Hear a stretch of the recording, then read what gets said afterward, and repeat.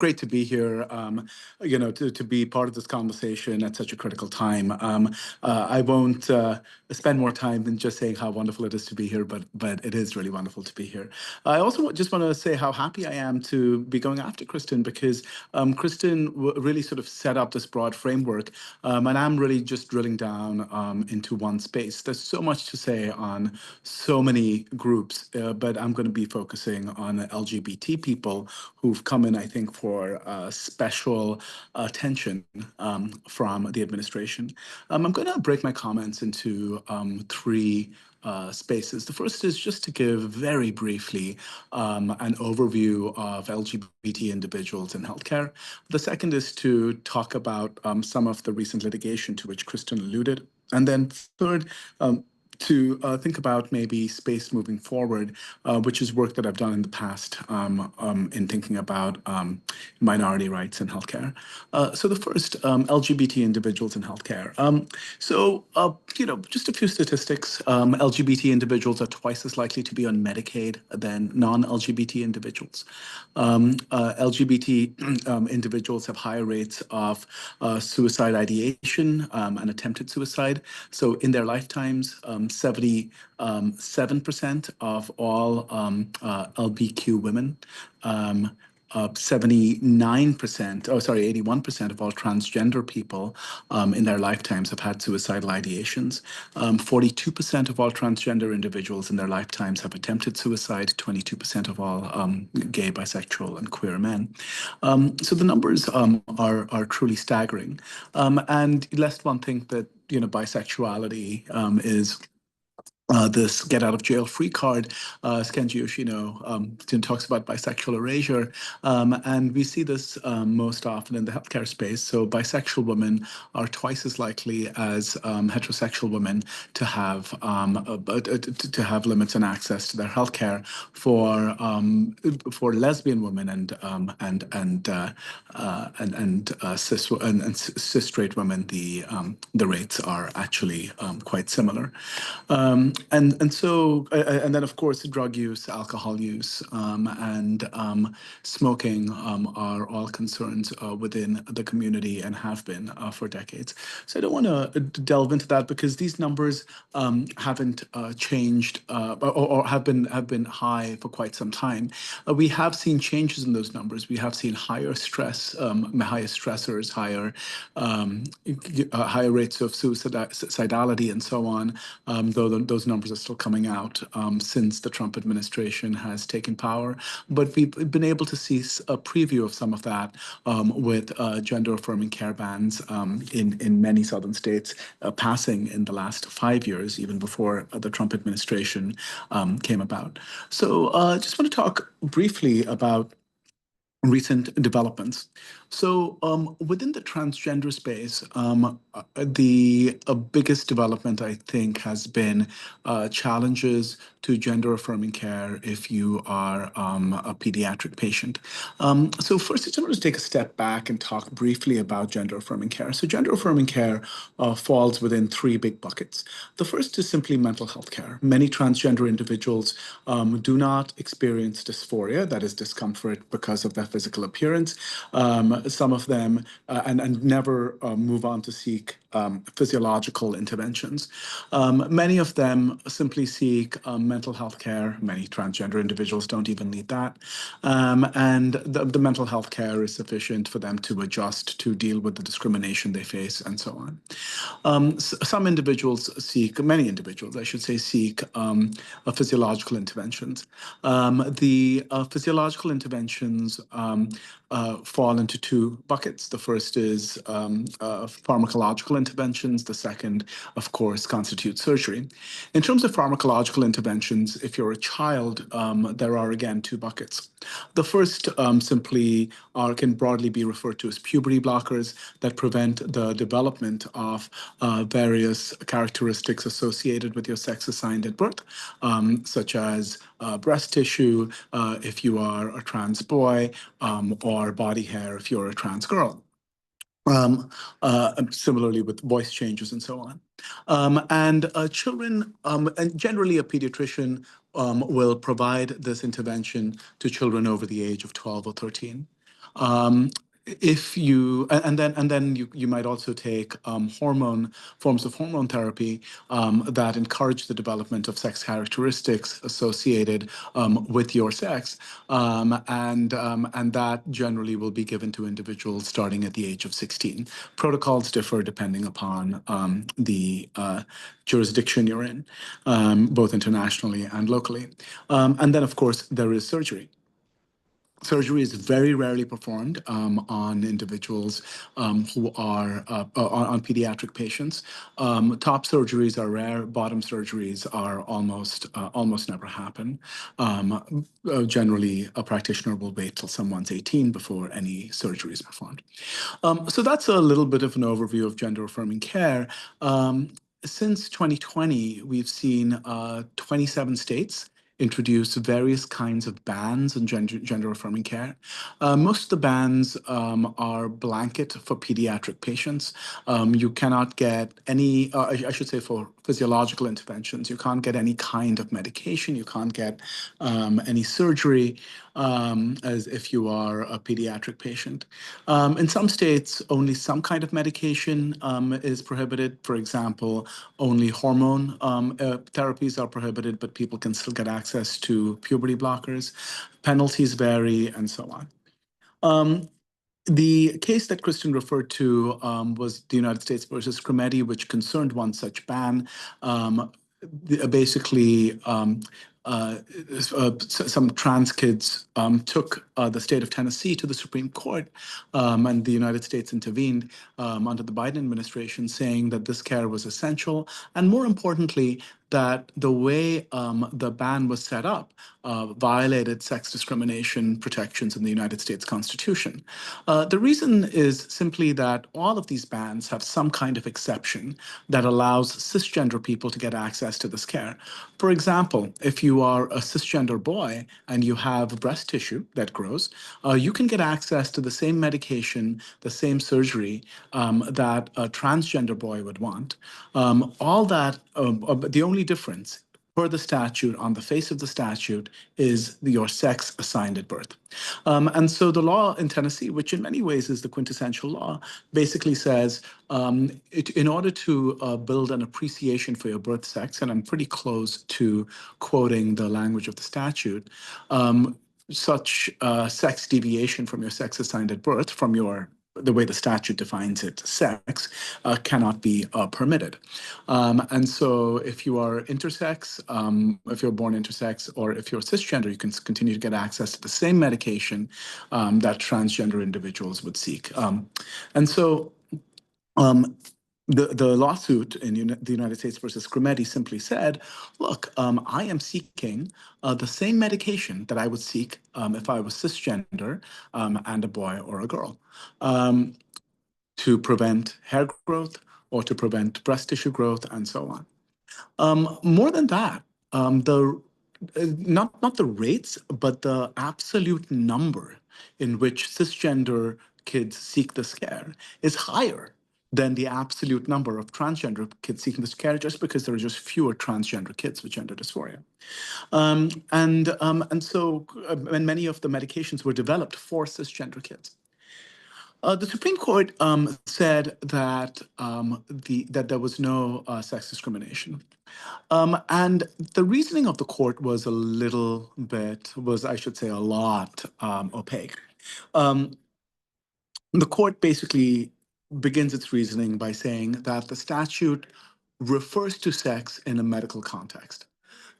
This leaves us a little unclear because the statute doesn't just refer to sex, it classifies based on sex. Your sex assigned at birth determines whether you can get access to certain medication or not.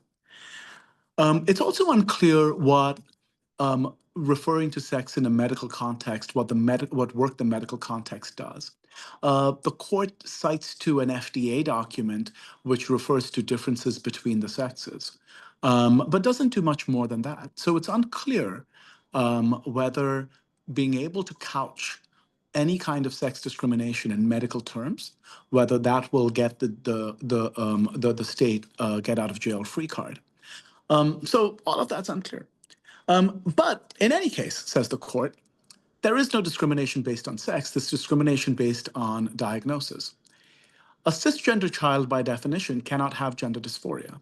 So the medication a cisgender child gets is different from the medication that a transgender child gets for gender dysphoria, because the cisgender child is getting it for a different diagnosis. And a diagnosis makes all the difference. There is, and differently situates the groups involved. And so therefore, there's no sex discrimination. There is, the court doesn't say this, but there is effectively just diagnosis discrimination, which isn't at least constitutionally prohibited. Though, of course, as health law scholars, we know there may be other legal tools that allow us to fight diagnosis discrimination, which were not at issue in Scrimeti. And so then the court goes on finally to say that in previous cases, it had held that there was that discriminating against trans people constitutes sex discrimination, but those cases weren't implicated here because there was only diagnosis discrimination, and more or less leaves the matter there. It also notes there's no anti-transgender discrimination. So not only is there no anti-sex discrimination, there's also no anti-transgender discrimination because there's simply diagnosis discrimination. Now, this leaves the future of trans rights somewhat uncertain.